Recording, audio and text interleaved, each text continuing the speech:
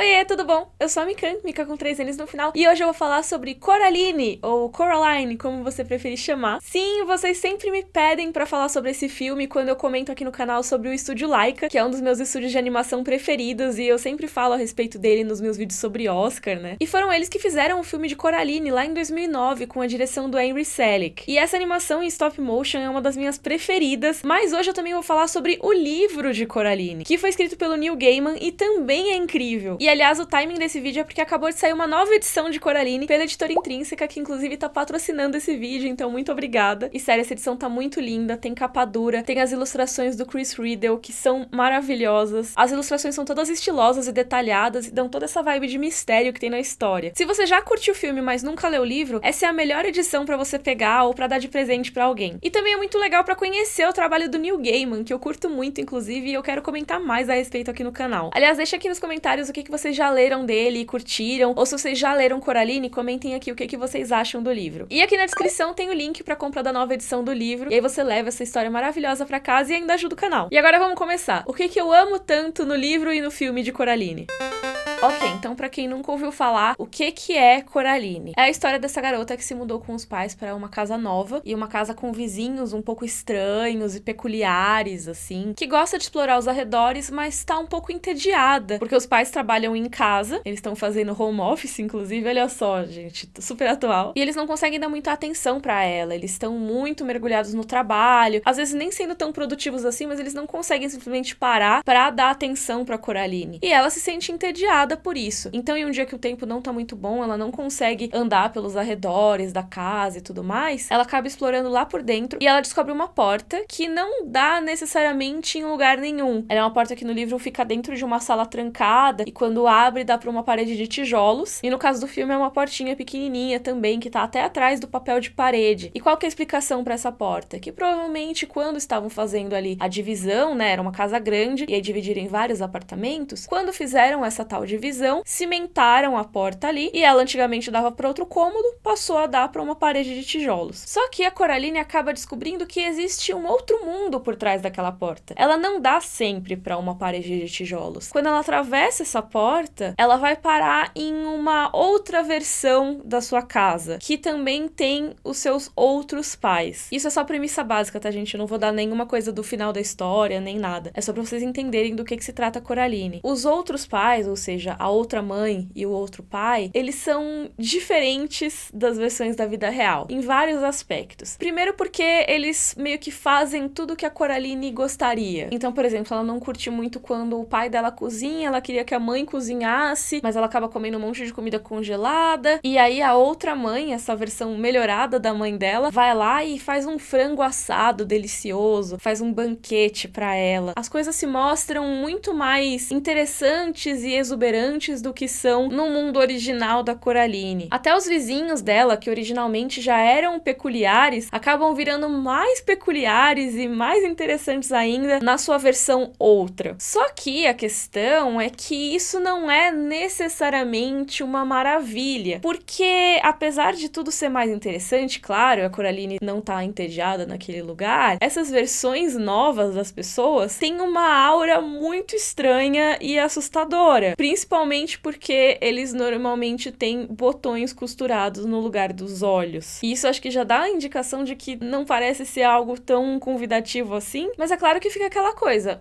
ok, eles podem ser um pouco estranhos, mas aqui, pelo menos, eu tenho atenção, eu tô fazendo coisas interessantes, eu posso explorar, eu posso fazer o que eu quiser, eu posso ter tudo o que eu desejar. Pensando nisso, vou ler o que tem na contracapa do livro, que é: na nova casa de Coraline há uma porta que esconde segredos, um outro mundo, com pais de pele muito branca e olhos de botões negros. E eles querem que Coraline fique ali, para sempre. Então a outra mãe quer que a Coraline fique lá para sempre, quer que ela também tenha os seus olhos costurados com botões. E eu não vou entrar em explicações sobre o que isso quer dizer e como isso seria feito e se a Coraline evita isso ou acaba fazendo, porque isso acho que vocês têm que ver na história, seja no livro ou no filme, para conhecer melhor. Mas eu já acho essa premissa da história muito interessante pra gente discutir aqui. Porque primeiro, né, Coraline já traz uma coisa que eu gosto muito, que é essa coisa de um conto de fada um pouco mais sombrio, né? Então, logo de cara você vê que tem alguma coisa errada ali. O mundo maravilhoso que ela foi conhecer não é tão convidativo assim. Tem já algumas coisinhas que te deixam aflito. Eu acho que a maneira como o Neil Gaiman faz a descrição ajuda muito nisso. Ó, por exemplo, esse momento aqui que a Coraline abre a porta. A velha chave preta parecia mais gelada do que as outras. Coraline a enfiou no buraco da fechadura. A chave girou sem dificuldade, com um satisfatório clunk. Coraline parou e fez silêncio. Ela sabia que estava fazendo algo errado e tentou ouvir se a mãe estava chegando, mas não escutou nada. Então colocou a mão na maçaneta, girou e por fim abriu a porta. O que encontrou foi um corredor escuro. Os tijolos haviam desaparecido, como se nunca tivessem existido. Um cheiro frio, bolorento, de algo muito velho e moroso passava pela entrada. Coraline entrou. E aí então ela cruza o túnel para a sua outra casa. Mas é isso, a cada momento você fica, o que vai acontecer agora? O que tá rolando aqui? Tudo parece um pouco desconfortável, um pouco assustador, um pouco creepy. E o que eu acho legal é que essa é uma história que, apesar de ter muitos elementos assustadores, é uma história que foi originalmente escrita para crianças. Então ela é sim uma história que pode ser dada e contada para crianças. O próprio Neil Gaiman escreveu essa história para as filhas dele. Tem na introdução que ele conta que ele começou a escrever para uma das filhas e aí passou o tempo, ele não tava com tempo para escrever e tal, e ele foi pegar de novo para concluir a história uns anos depois, quando a outra filha dele já tinha crescido mais um pouquinho. Então ele começou escrevendo para uma filha e terminou de escrever para outra. A linguagem do livro é super simples de entender, é super tranquilo para uma criança, só que eu acho muito interessante quando a história consegue falar com crianças e adultos ao mesmo tempo, né? E acho que rola muito isso em Coraline, porque imagina que uma criança lendo vá pegar os elementos assustadores, por exemplo, essa questão da estranheza dos olhos substituídos por botões, mas para os adultos também tem um monte de outras questões que estão ali que a gente pode parar para pensar, por exemplo, relações pai e filho, o equilíbrio do trabalho com a vida pessoal e as últimas consequências de não dar tanta atenção para suas crianças quando você não pode. É lógico que não vai ser todo mundo que vai ter um portal dentro de casa para outro mundo, mas eu acho que essas questões super me pegam mais hoje em dia e eu não teria pego quando eu era mais nova. E eu gosto muito desse tipo de coisa, histórias que não têm medo de serem assustadoras porque elas são voltadas para crianças. Eu acho que tem muita criança que gosta de ver histórias assustadoras e conhecer histórias assustadoras. É lógico que o terror e suspense tem que ser feito numa toada diferente, mas super dá pra fazer e Coraline é uma prova disso. E agora falando da animação. Ela foi dirigida pelo Henry Selick, que é o mesmo diretor do Estranho Mundo de Jack. Inclusive, eu sempre gosto de ressaltar isso nos vídeos. O diretor do Estranho Mundo de Jack não é o Tim Burton, apesar de muita gente achar que é. O Tim Burton foi o produtor do Estranho Mundo de Jack, mas o diretor mesmo foi o Henry Selick, e ele foi o diretor escolhido para adaptar Coraline para os cinemas. Então ele voltou a trabalhar com o estilo de animação mais característico dele, que é o stop motion. Caso você não saiba o que é stop motion, eu posso fazer um vídeo só sobre isso um dia aqui no canal. Eu vivo falando sobre, mas eu acho que eu nunca expliquei exatamente como é feito, mas basicamente no stop motion você tem que fazer os bonecos fazerem as poses, então existe lá, o boneco pode ser de massinha, pode ser de outros materiais, tem gente que faz com feltro, com madeira, e você molda o boneco num cenário mesmo, que existe fisicamente, e aí você fotografa várias vezes aquela pose mudando um pouquinho de cada vez, que seria mais ou menos o equivalente aos desenhos da animação, ou seja, cada quadro da animação que seria desenhado, no stop motion você vai tirar uma foto daqueles bonecos naquela posição, e aí juntando muitas fotos você tem alguns segundos de animação. Então é uma técnica que dá muito trabalho, mas ao mesmo tempo tem um resultado muito legal, que tem os personagens em 3 dimensões, mas tem um resultado bastante diferente da animação 3D por computador. É completamente diferente a técnica, e os resultados costumam ser muito diferentes também. E eu acho que é um estilo que casou perfeitamente com Coraline. O Henry Selick, ele já tinha demonstrado que ele sabia fazer coisas desconfortáveis e um pouco assustadoras, ao mesmo tempo que apelativas para o público infantil, como ele tinha feito no Estranho Mundo de Jack. E o Neil Gaiman gostava do trabalho dele já no Estranho Mundo de Jack, então por isso que eles conversaram a respeito de fazer Coraline. E eu acho que ele conseguiu atingir um resultado muito legal na adaptação. Existem algumas diferenças do livro pro filme. Eu acho que a maior de todas é a presença do Aiby, que é um personagem que foi criado pro filme, porque no livro tem muitos momentos da Coraline pensando consigo mesma, ou muitas vezes ela conversando com o personagem do gato, que também aparece no filme, mas eu considero a participação dele no livro maior. No filme a gente tem mais o Aiby como esse personagem pra Coraline interagir e tudo mais, mas eu sinceramente gosto muito das duas versões. Eu acho que o filme consegue traduzir muito bem essa aura terrível que tem em alguns momentos do livro, sabe? Essa aflição que você sente ao ler algumas descrições. O filme conseguiu traduzir em imagens, e o stop motion ajuda muito a traduzir essa estranheza. Se você não viu Coraline ainda, veja, vale muito a pena. E leia o livro também. Eu tenho gostado de trazer essas recomendações de animações que o pessoal às vezes não se lembra tanto, porque não são tão recentes assim. Por exemplo, falei do Príncipe do Egito esses tempos, e eu quero trazer mais dessas animações aqui pro canal. Então deixem aqui nos comentários sugestões de de outras animações que vocês querem que eu traga pra cá, se vocês querem mais animações da Laika, porque esse estúdio é muito legal, tem muito trabalho bacana que eu acho que dá pra abordar aqui no canal. Comentem aqui embaixo. Não se esquece que tem o link pra compra de Coraline aqui na descrição. E se você gostou, por favor, curte o vídeo, assina o canal. Um beijo e até a próxima.